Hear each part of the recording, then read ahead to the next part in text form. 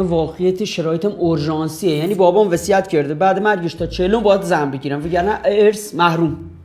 خیالت راحت برار، اینجا بنگاه تخصصی همسریابی است. خب مطمئن باش دست پر مری. دمت گرم، من خودم سر معامله حواسم بهت هست. قربونت. خب بفرما که چند متنی مریه بتی؟ 100 تومن تا 110 اینا.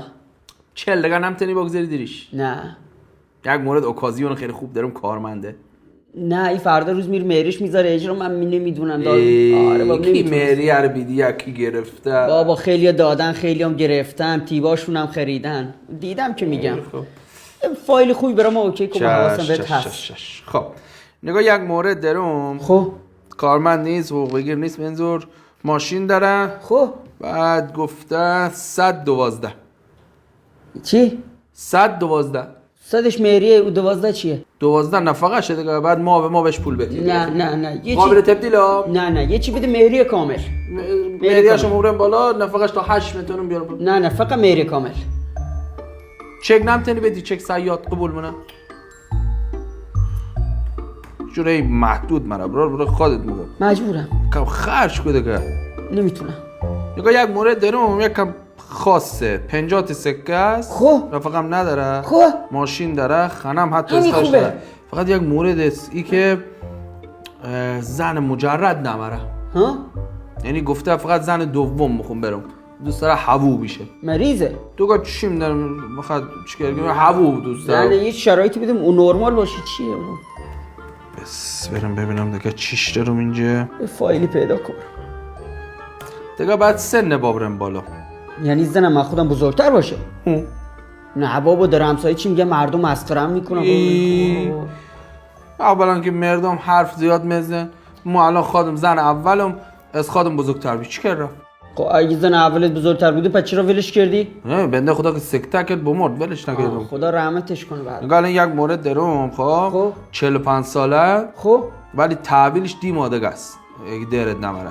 مگه ایران خودرویه؟ نه بنده خدا ده زندونه. کاراشو درست کنم همونجا یک سیغه بخرم تا موقع تو بری ور تالار و اینا اون به در من. نه بابا من الان با سن سالش کنار بیام هیچ او سو سابقش چیکار بکنم؟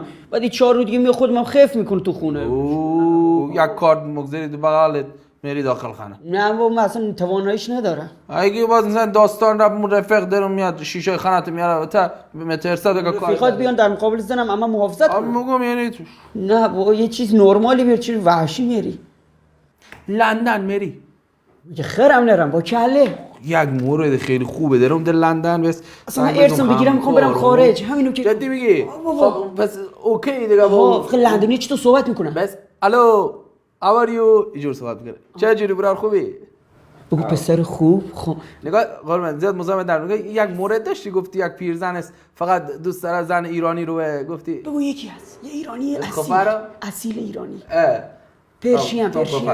پرشین اصل. مگه بمرده بابا. چی؟ بمرده. مگه هفته پیش سکته سوم وزیا بمرده. چرا سکته زیاد شده؟ نگاه یک مورد دیگه هست. بیچه اشتباه بشه مشکل نداری. یعنی هنوز زن نگرفتن بابا بشن؟ نه بابا جلو مفتی ها. چی جلو میفتن؟ خیلی جلو مفتی. بیچت پوشک مخه شیر خوش مخه نم ونگش از دندون به در مره اذیت داره نم یک بار بعد شیر خوش بگیریش نم پوشک بگیریش.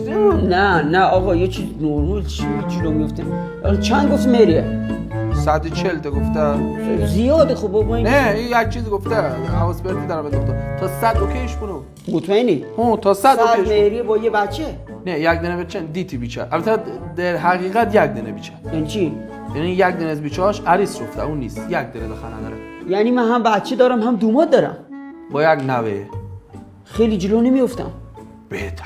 بذار یه دوتاش خودم تجربه کنم. تجربه منی خیلی خوبه. جلو مفتی سیسمونی دارن همچین همه اینا جلوی. بته کارت ملیته. دومادم آدم خوبی است؟ این دوماد اصلا بنده خدا خودش درگیر مراسم عروسی بیچش اصلا نمیبینیش شهر خودش. یعنی عروسی نومه؟ هون دیگه اگه زید دست بکار رو تو نتیجه تو میبینی دیگه تا میبینی. خیلی جلو نیفتادم فکر کنم دارم میرم فینال. خوبه دیگه نفقه نمخی بیتی همیست دیگه بته کارت نلیته بته نمیشه یکم دیگه بگردی. برای رسی اون به تر فایل هایی چی نداره دیگه بنویس.